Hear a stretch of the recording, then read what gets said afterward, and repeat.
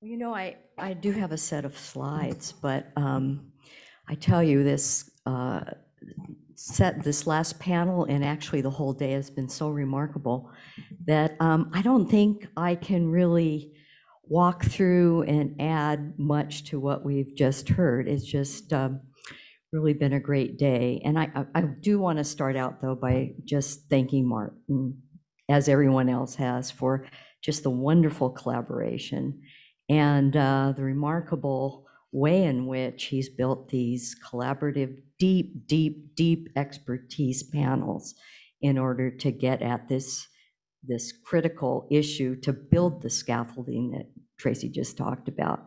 This whole thing was about how do we build a structure so that as we move upstream and move away from animal data, we can begin to organize it and use it in a way that's understandable, coherent, has as good a coverage as we can.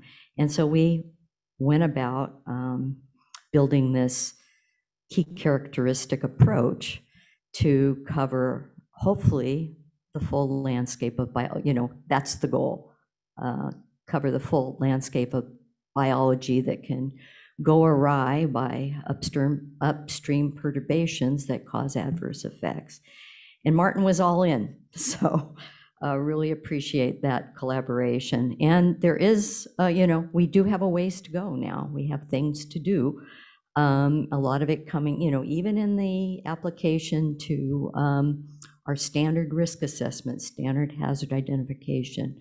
We heard a lot today about tiered approaches, how we have fit for purpose systematic review, developing weight of evidence structures that address some of the non-cancer endpoints. So a lot of work in that space to be done. We've had so many willing partners with the key characteristics papers. We're just really looking forward to working on those issues. And then in the other space, the getting at those chemicals that, that huge universe of chemicals. We really do need to figure out what's safer. What do we mean by safer? There's a lot of work to look at how we know that chemicals interact with biology. I mean, how do we begin to tag things as being safer than other things? And I think that's another big area that is, in terms of future direction, we need to take some pretty significant steps. It's going to take a lot of collaboration to work in that space. And then the other is just in terms of being, under IARC, we now have a, quote, 2B category, where just on the basis of mechanistic data alone, organized by key characteristics, you're able to say, well, that's a possible carcinogen. Well, how do we do this for the other endpoints? How do we reach agreement? What are those thresholds? So that's another area for future work. But with this degree of expertise that has been brought to bear on the key characteristics, I think on some of these questions, it's more near term than I'm very hopeful that it's nearer term. And I'm really looking forward to future collaborations with the UC. So we did get the Newsom administration is giving modest funding for this work, both within the UC as well as giving us some additional staff in state government. So we do have some resources to approach the issue.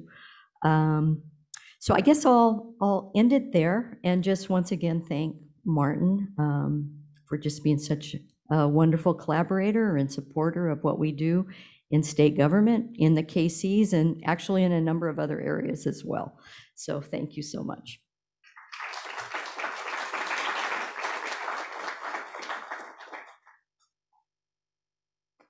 Well, just with the final word, I want to thank everybody for coming, sticking around.